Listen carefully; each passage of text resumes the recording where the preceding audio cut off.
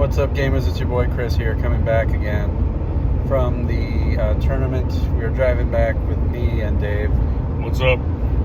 And it was a fun event. It was a team tournament. It was not an event that we were doing to, go and take names. It would have been fun to take names, but the format, everything, we knew we were going into this with a little bit of a handicap. Because we were playing on Beta Decima, because there were a lot of teams that we hadn't played into before. So, we didn't do that great. However, Dave, how'd you do? I went 3 wins, 1 loss. Yeah. And who was your loss? My loss was into my very first match at Canoptic Circle into Aiden. Yeah. So, first ever match of Canoptic Circle. Yeah, that, Canoptic Circle are, Dave, what are they? They're bullshit. Yeah. So they're, they are not, they are filled with a bunch of tricky shit. And the first time you're going to go into them, you're going to get got by, they have a Justice Scratch, they have a Lookout Sir, they have a whatever. And, Did you get Casino Cannon? I got Casino Cannon 3 times. And I got hurt the first one. The second one, I got a little bit hurt. The second one, I shrugged it off. And the third one, I actually shrugged off 2 hits and a crit. So I shrugged it off well. And that's the one that Casino Cannon made. Yeah, sent you to the Shadow Realm. And, that does sound very frustrating. That one was my bad. The team format was fun. I went 0-4, but that's because I kept trying to tank Beta Decima every time, and I hate that map so much. I hate Beta Decima so much. It's not a fun map to be on. It is really not. Now we did have the extra thing of having 2 free light barricades and a free heavy barricade, and we couldn't double up. But still, even with that, just the layouts and the lines of sight, and if I would have known this, maybe I would have done something differently. But visibility, I thought that scout enemy movement, you had to be a valid target, but it just has to be visible, and so you can just do it from across, underneath the gantries.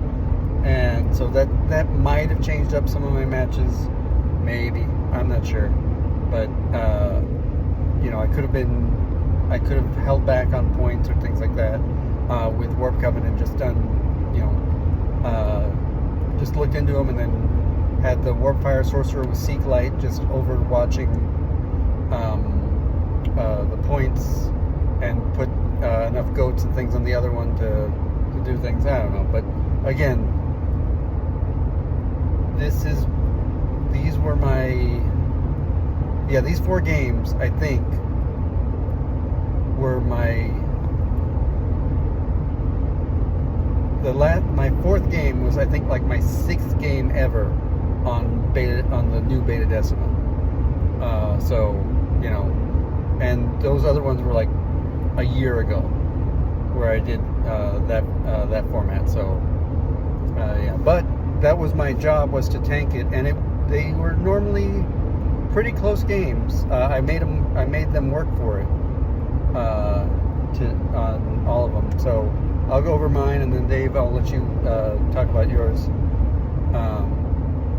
So the first one was I messed up on the pairings on this one, but we went into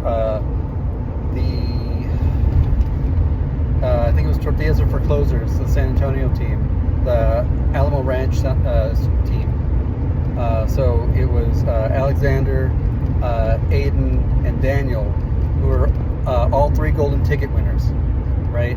They're the locals. They're practice partners. They practice together, and they were playing Kroot, Canoptek Circle, and Battleblade, right? And those are 3 teams that we do not have in the Valley. Nobody's built them up. We don't have a lot of the Trixie players who come out a lot. Nobody's gotten really good with the tricky teams when they can just play Felgor or Marines and they just be like, I run at you. And the few that we do have, a lot of them get very disheartened when they shoot the Marine and the Marine doesn't die and then snaps their neck, and then they're like, okay, whatever. I guess this game isn't for me. When we're like, but you were winning, but you just didn't like picking up all your models, I guess. Okay, that's fine. And so that was three golden ticket winners, and we went into them. My intention, I was going to try to go into Canoptek Circle because I've seen the win rates on them, and I had a little bit of a plan going into them that I was going to try, but unfortunately, they went with Canoptek Circle as I went as a shield on that matchup, and they went as a shield in that matchup. Aiden went as a shield in that matchup, so I couldn't match into them. I would have thought they would have picked like Kroot as a shield, but they didn't. So I went into Alexander's Kroot, and I also had a plan on that one, but I didn't know how the teleporters work on Tomb World. I have played, prior to this one, I played one game on Tomb World, and that was with Deathwatch. So, you don't have enough operatives to know that, oh, right, only one operative can stand on the teleporter. And so that's how I learned that rule. I was going to group activate some Felgor and have them teleport through and plant a banner and do some interesting things. And when I was told that I couldn't do that, I was like, oh, okay. And I should have gone retrieval instead. There's ways that I could have done it, or even still gone plant banner, but just gone into another room. He deployed some razor wire that would stop me from getting onto his point. I believe that one was secure. I think that was the mission, was secure, and that was there was just too many Kroot behind too many doors that they just chip damaged me out, and and Alexander is a very good Kroot player. Again, he's won a golden ticket with him. So me being on the back foot on that one was there's just too much going on with that I was not able to do that one. Then round 2, then after that we just played DFW teams. So we played, I forget their names. I played Sharky, was that team. It was the guy I played on that one. And he was playing Tempestus Aquilons on Beta Decima.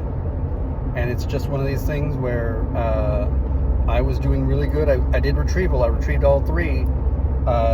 Started turning point 2.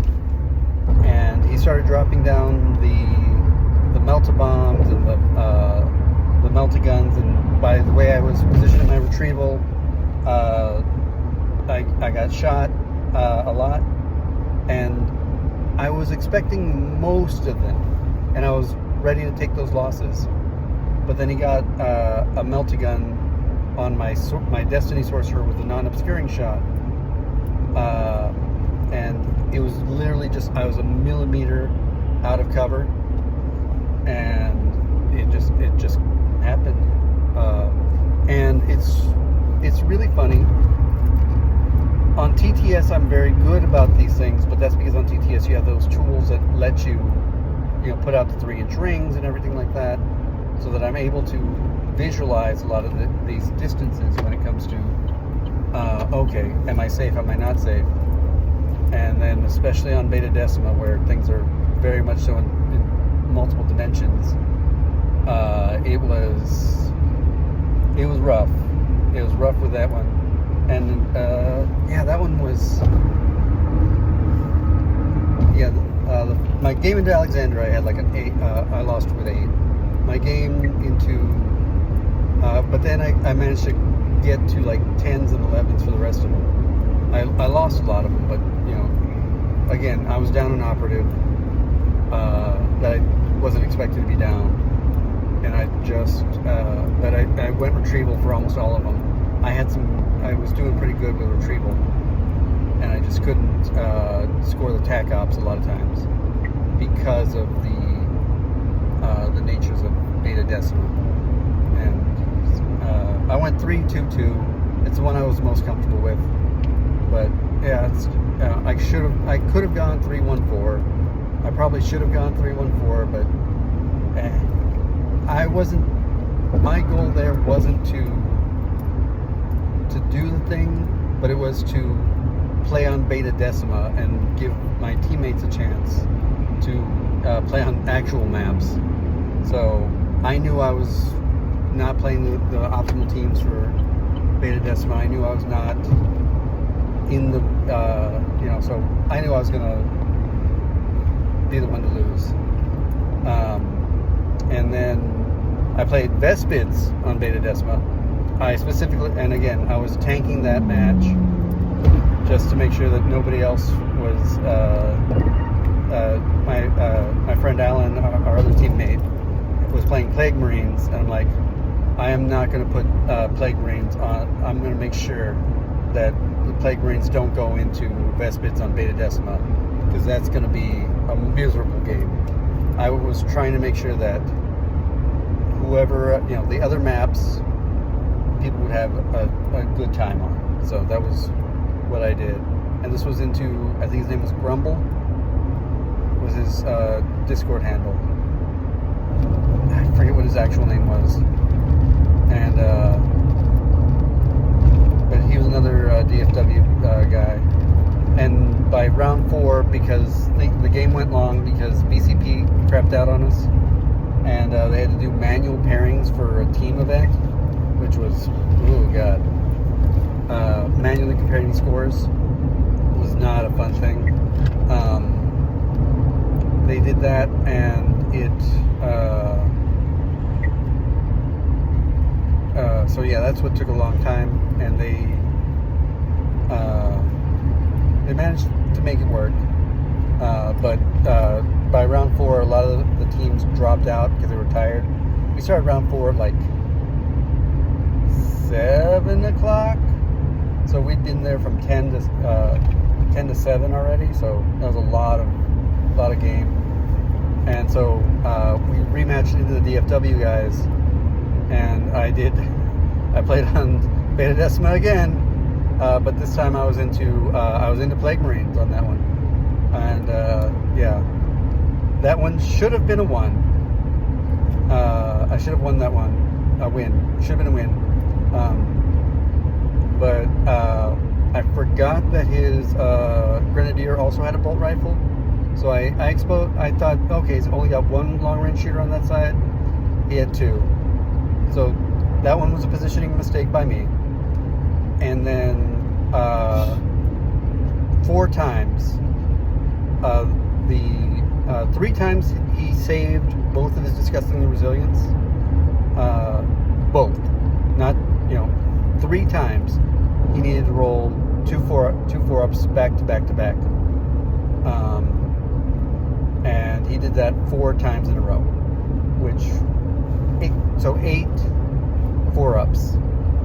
If he had done that any one of those, I would have scored 1 more point, which would have pushed me to 2 more points, either on kill or crit, or kill, crit, or tack. Any one of those, I would have gotten like 2 more points, and that would have swung the game. And so that, and then the other thing is, I needed to heal my sorcerer. I need to get 3 on 2d3. I got 2. So that was about the only.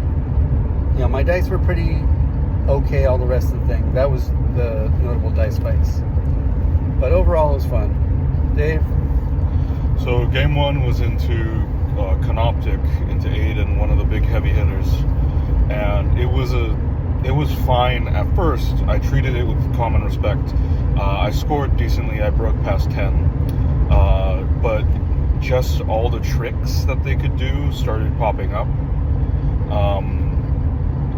and it turned into a game where Deathwatch, if you get blunted towards the end of turn 2, you kind of just have to change your game, and I didn't have the tools to complete it. And I feel like it could have worked. It just really was the feeling of I either needed to not fight, which sucked, or be very, very careful with it. Like, it generally felt like one of their warriors was just a little 7 wound operative was able to go toe-to-toe with the Fleet 1 Marine. And that was strange, but it almost didn't seem worth it to fight them. I got Casino Cannoned, the one that sends you to the Shadow Realm, a few times. I made some amazing saves against it, and it didn't pay off either. And you didn't know they could shoot 3 times. I didn't know they could shoot. I didn't know they could do multiple things. Like, there was some research I should have done, but it's like, I looked at it, it was new, it was fresh. We didn't have any Canoptic players. Like, I ran it over. And also, in the discussion, we were not going to have me fighting into Canoptic. So I didn't do my due diligence on it, that's true. But it was a big game of, like, we were playing by intent, playing by equal discussion. There was a switch that was flipped at the end of turn 2, and the game went a bit sour for me. But it was a good learning experience, and now I can join in the community in saying Canoptic are bullshit. But it's like, I let myself be salty, I let myself feel it, and I just focused up. Game 2 was into Raveners in Into the Dark, and that first game was on Volcus. The second game was Tomb World. Tomb World specifically, and that was my first ever game on a Tomb World map. And I made a misplay in that my Breacher and my Marksman, first time I've used the Marksman, is another thing. I didn't want to go all in on Deathwatch as soon as they dropped. I wanted to give other people chances, and I slowly realized I should just get my stuff together and learn how to play the Premium Marine team, because that is my playstyle. And I got them mauled a lot, but on the upside, my Demolisher absolutely squashed one of their home objective holders, and my Bladesman stood near a banner long enough that I scored well enough, and he fought off another Ravener, cutting it up. It was good, and I pulled ahead on that one. They didn't score very well. I scored decently, and I pulled away with that one.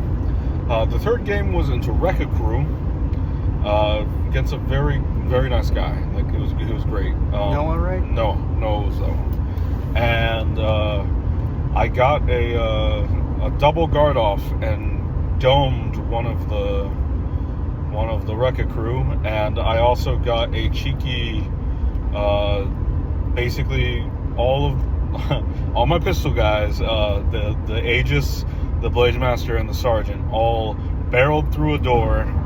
Power slid through a corner and caught one of the Rekka boys that had broken through the wall unaware, and I picked up some easy kills on that. And it was a cleanup. I tabled him by around early on in turn 3, and just kind of cleaned up his stuff. The Rekkas do struggle with walls and like opening doors and stuff like that, but he did get a really good hit with his Demolisher. The suicide bomb angry boy. His squig bit my Gravis Marine, and my Gravis Marine kicked the squig. The other squig died a horrible, sad death. It peeked around a corner, and my sergeant was like Rosebud and shot it because it's stupid and it can't it can't hide. But that was a clean win. It was good, but it was very good. Like it was nice. Round 4 was actually into the Vespid player that Chris mentioned having trouble with on Beta Decima, And I thought I was going to have trouble because there was a moment that my captain, it was, again, I wasn't familiar with the teleporters.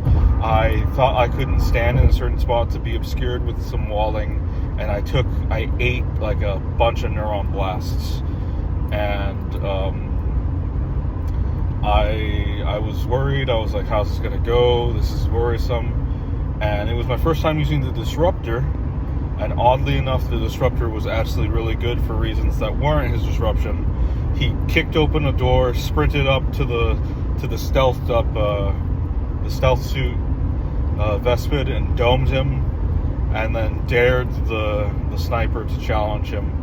And the sniper did, and then the sniper got domed by the marksman who was guarding on the back of the door. And I took the Horde Slayer, and the moment I took the Horde Slayer, it was almost like he remembered that he was my Heavy Bolter AOD Gravis unit.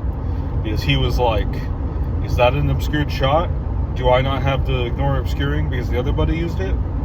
I'll slug 5 rounds down there, drop it to 4, deal with it. And I ripped a bug in half. And he held that entire lane by himself, just refusing to feel anything. He took a shot, took 3 damage, and then he was like, I don't care. Drank his Kool-Aid, got back up to 18. Kool-Aid's what I call the cufflinks. I just like calling it Kool-Aid because I like them just sipping on it. And then the Aegis, who I don't like the Aegis, but he's very good.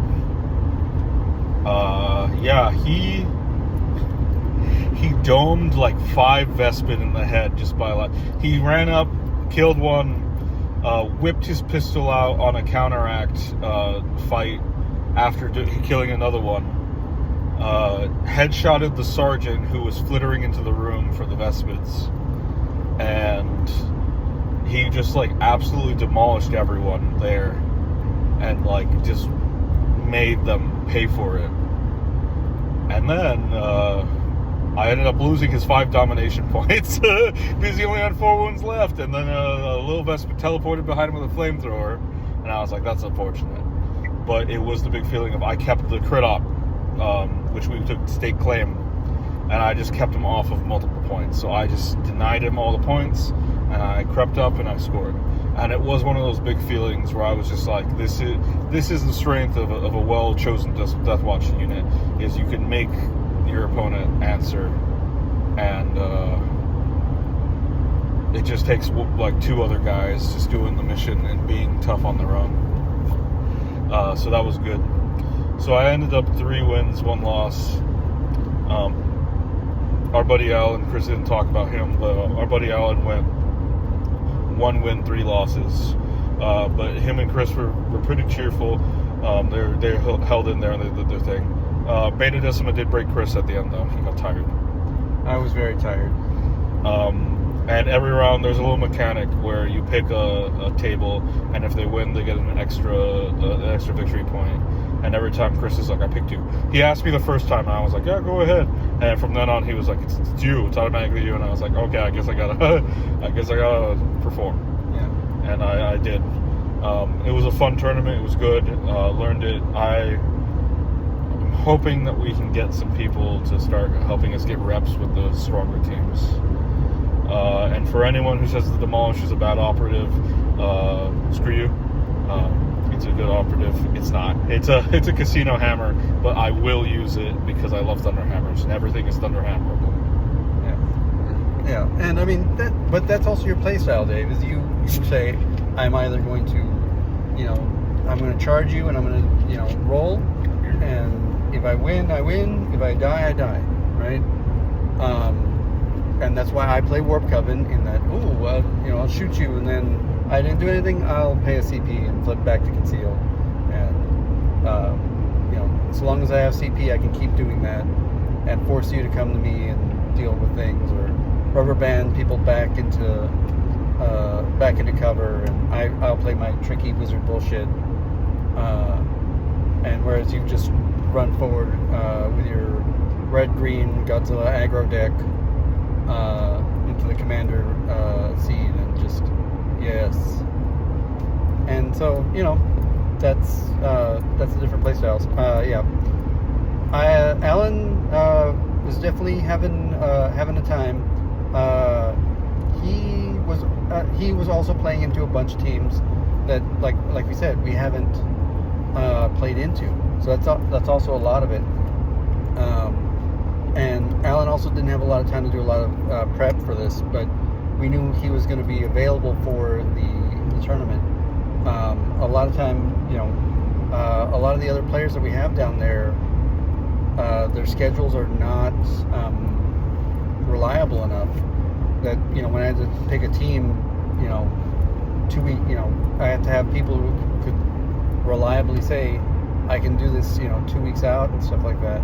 I don't get a lot of chances on a lot of people.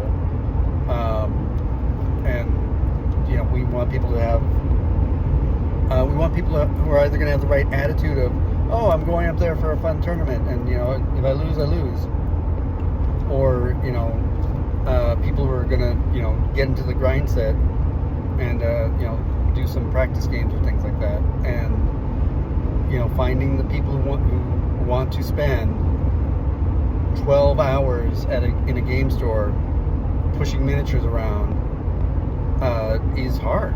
I mean, these tournaments are long. These tournaments, you get tired, and you deal with people and you argue about, is this dice cocked or is this dice not cocked?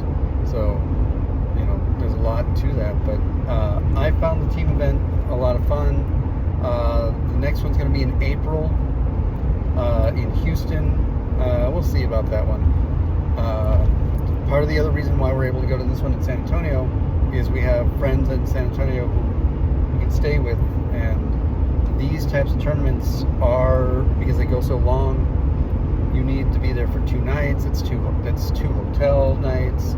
You've got to do, on top of the travel, on top of the food, on top of everything, and that's time away from your family and everything like that. That it gets rough. It gets hard.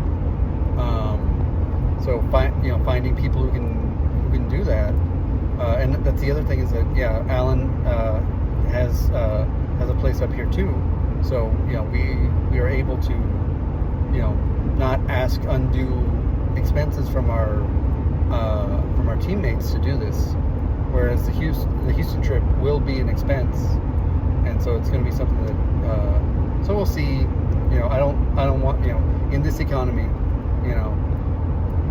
asking people to budget for some things. I don't want to impose on people, so I kind of try to keep this low. But we'll see what happens. The team tournament is a lot of fun. I like the idea of passing out missions, but man, Beta Decima, God, that's a bad map. I don't like it. I don't like the format. It is too much. There's too much of a, all right, you go here, you have to go here, you have to place a barricade here, you have to stay here. There's too many firing lanes. If they will pop up, take shots. Oh God, I hate it. I hate it so much. It's like the worst parts of Octarius and Chalnath back in Kill Team 2021. It was, I don't like any of it. And it's so non-interactive. Is what the problem is. Yeah. And Dave, you didn't play on Beta Decima at all, did you? I did not. Most of the time, and that was kind of the goal. Yeah. Was keep me on Into the Dark and stuff like that, Focus, to try and get as much of a win as I could. That was one of the weird pressure things where it's just like I was set up to win, and Chris was set up to suffer. And it did feel a bit bad for a bit. No, I would watch other Deathwatch players play on Beta Decima, and they were not having a good time. And I looked at that map and I was just like, I don't like this. Like, it feels like it has all the flaws and very little the upside. And I forgot that was where Kill Team Nightmare came from. And suddenly everything made sense. The Night Lords would literally skitter around the heavy terrain, and the Mandrakes would just teleport. I mean, sure. You made it for them, and there weren't even any Mandrakes. There was like 2 Nemclaws? 3, I think. 3? Maybe 4. Maybe. And it's just, it feels, no one was happy with it except for the people whose teams like specifically liked hard firing lanes. And there wasn't that many of those. Like, it just seemed like no one was happy. I even think the Vespid players weren't happy. I mean, they were happy, but I don't think they enjoyed that either, because they had to jump up there, and I don't even think they got happy about having to move all the way out. And yeah, they had to use their community points to shoot at people because they were farther than 8 inches. So yeah, there's nothing about it that was very, they couldn't stage up because they would be out in the open just the same as anybody else, right? They didn't have the 3 APL. So I think maybe some of the elf players, like the Void Dancer True players, might have been okay, but outside of them, I don't think there was a lot of people who, it was something to be endured. And there's something to that for a team, for like, we're having fun, and you get the shit end of things, and this whole wheel of sometimes you're up, sometimes you're down kind of thing. That's a fun idea in principle, but in practice it just means that somebody is, we shouldn't have to have fun out of people's pain. The Schadenfreude of Beta Decima is, I don't want to have to trauma bond with my opponent about Beta Decima, right? If we're gonna do that, so if that's the format, do adversary ops, man. Like, do that instead, to where, the dice were weird, and we have lictors everywhere, or Raveners. We have Raveners everywhere, and Von Ryan Leapers on the board, and they're coming and attacking us, and they're killing us. Right? Not, oh dear God, the Plague Marine mirror match is on Beta Decima. What do we do? Right? Like, it was, and the crit ops were not fun for it. I don't know. Like, where do you plant a banner? And that you can abuse it with scout enemy movement, and